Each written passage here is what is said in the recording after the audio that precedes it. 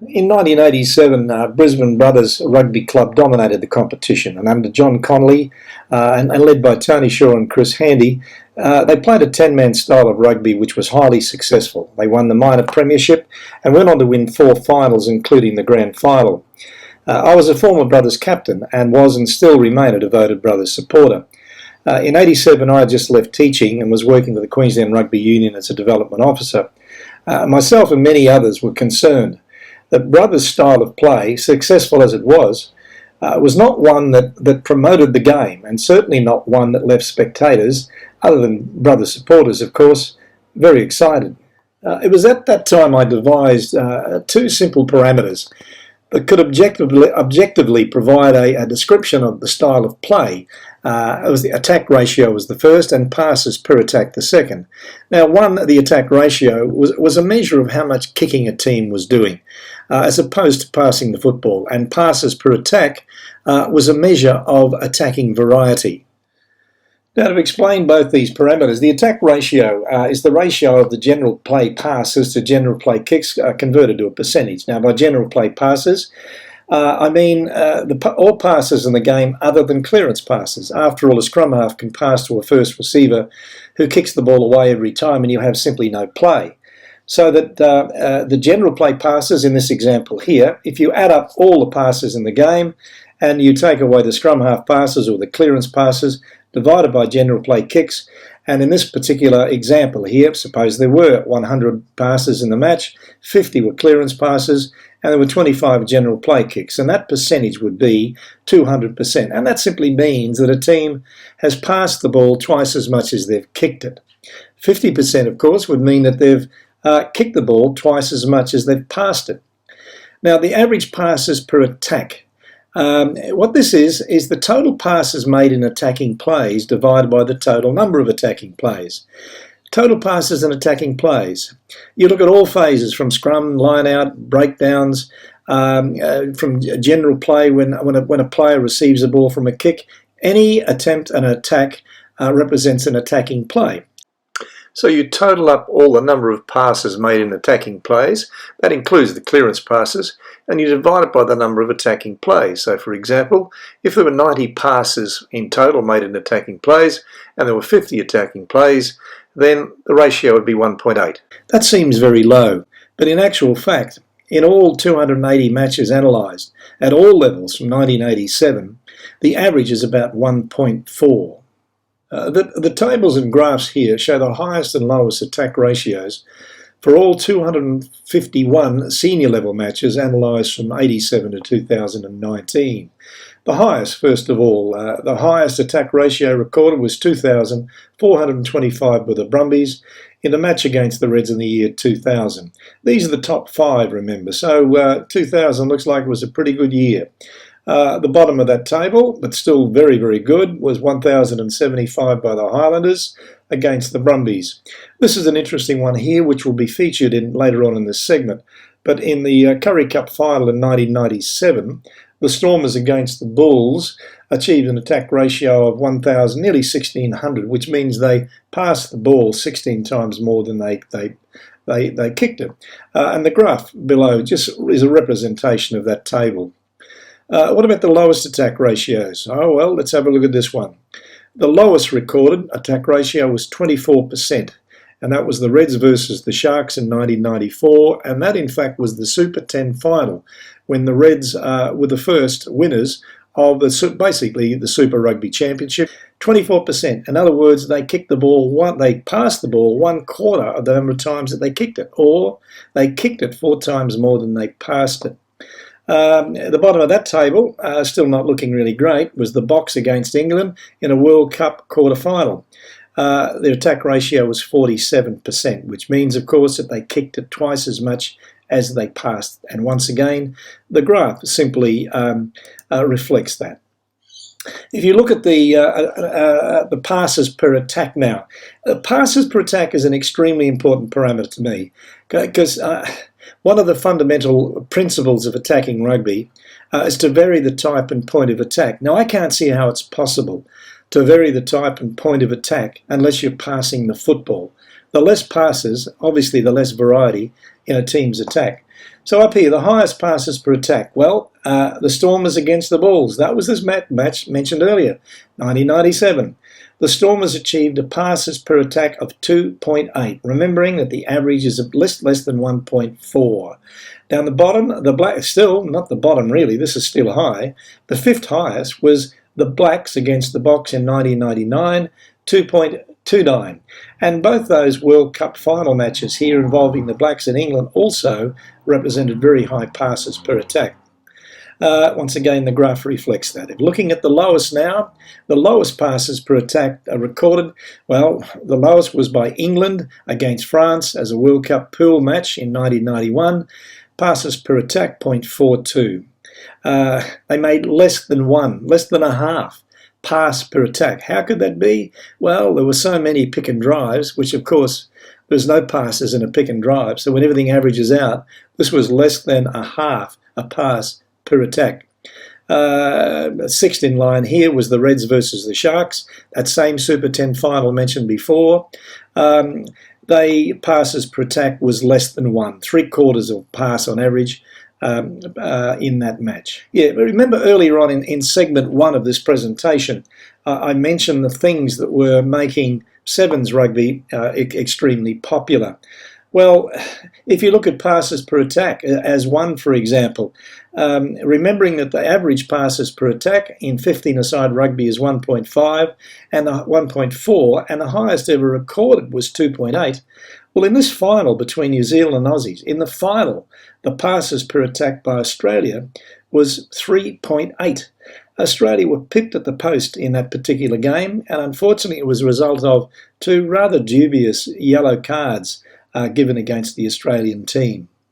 Just returning quickly to the 9 matches played by Australia in the Rugby World Cups from 1987 through to 2019, we looked previously at the points to tries to total points percentage, but we're concerned here now with attack ratio and passes per attack. The average attack ratio for all those games was 175. Australia managed an average of 156, and the opposition 206. Now, the average overall in all the games is just under 200. So Australia's a bit less, and the average for their opposition in those games a little bit more. Nothing terribly special about the passes per attack. They're both pretty much on average. This game between on purpose, they were swinging it wide again. This game between Western Province and Northern Transvaal, formerly, of course, now the Stormers against the Bulls. Very interesting match, and there was some wonderful rugby played. Let's just quickly have a look. Rollins, and Rousseau is away on the left wing, stretching those long legs, looking inside. Skin stayed inside on his right shoulder. James Small says, "I want the ball." It's coming out again. They're all calling for it now. Pick me up. Aitken. James Small looking inside to Justin Swart. Fritz van Heerden. Louis Kuhn. This is James Small, and James Small is going to get in. James Small gets in. If you analyse those, there were only 2 phases involved in that try. But there were 8 passes made in the second phase and 5 in the first.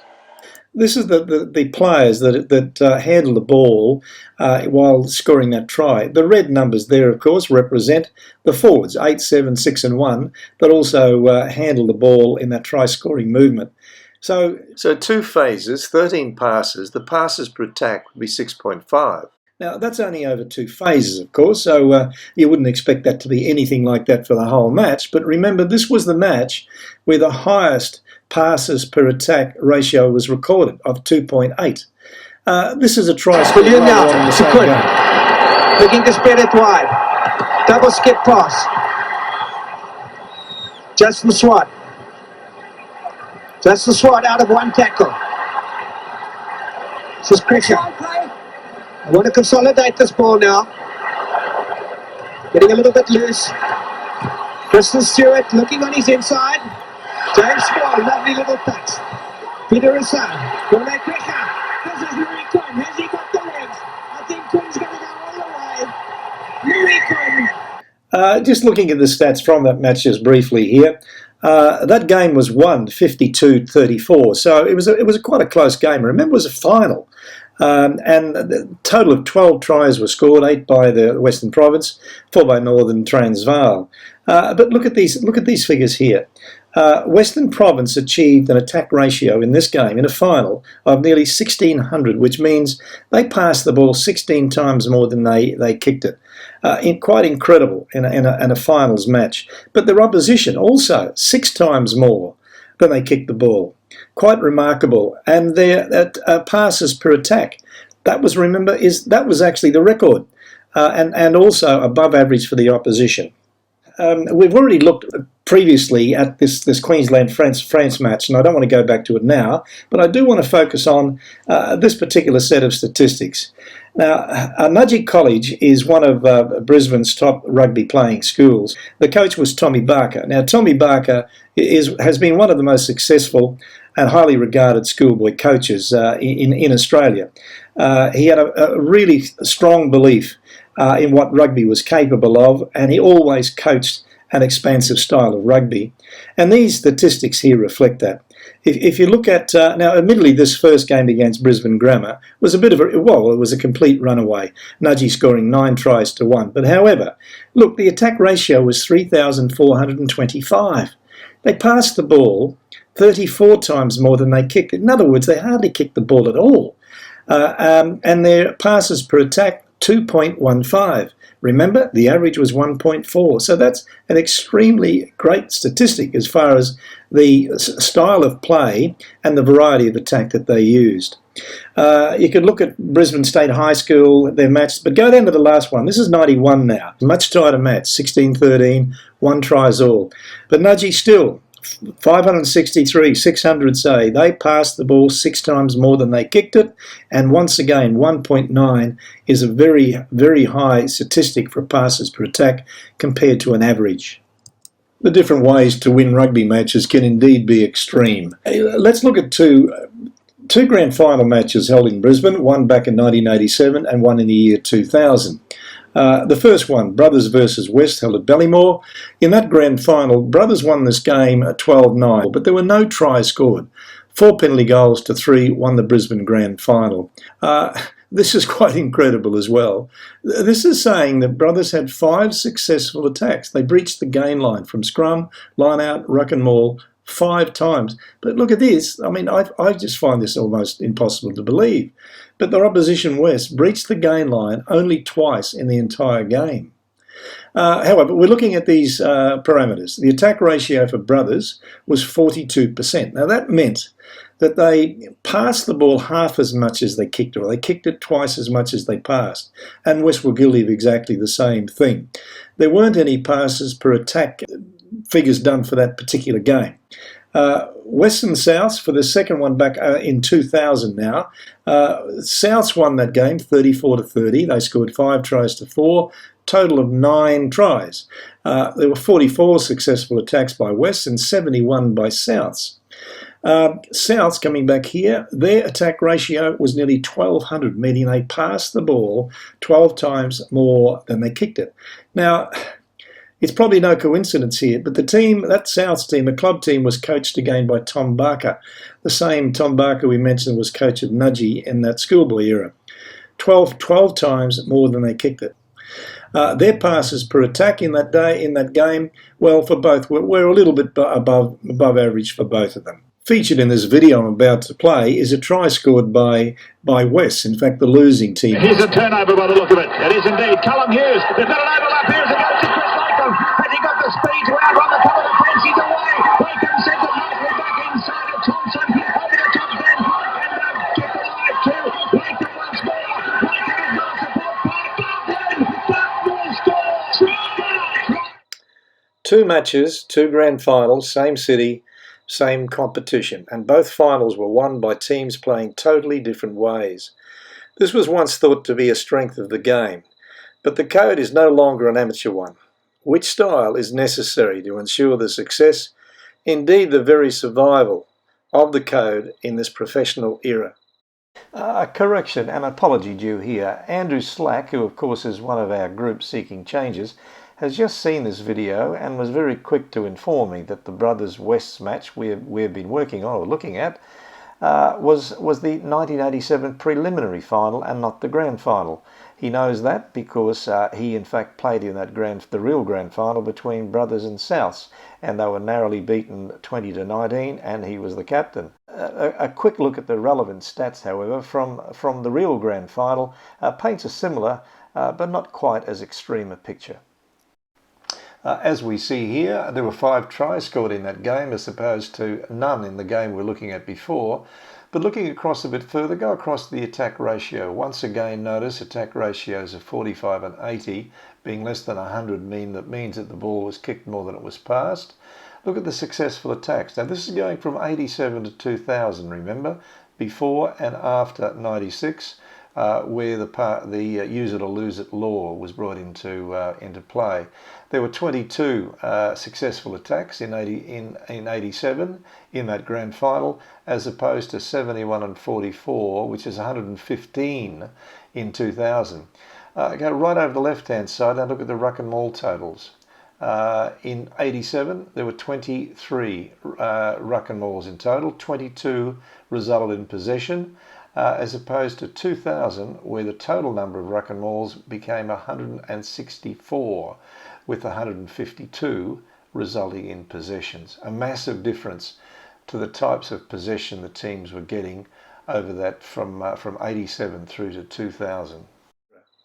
The reason for the discussion about attack ratio and passes per attack is that, and I don't think anybody would disagree, the greatest rugby matches are characterised by less kicking in general play, variety in attack, and expansive passing movements, and certainly not by multiple rolling mauls and collapsed scrums. How then can the game's laws be changed and amended to produce the style of rugby spectators and viewers want to watch? And I feel confident that players themselves, to the most part, would like to be a part of. For rugby to compete with other football codes in the professional era, the game must be expansive, played at speed with few delays, feature a variety of attacking and defensive skills, and be governed by a set of laws that are easily understood and that provide safety, fairness, and consistency.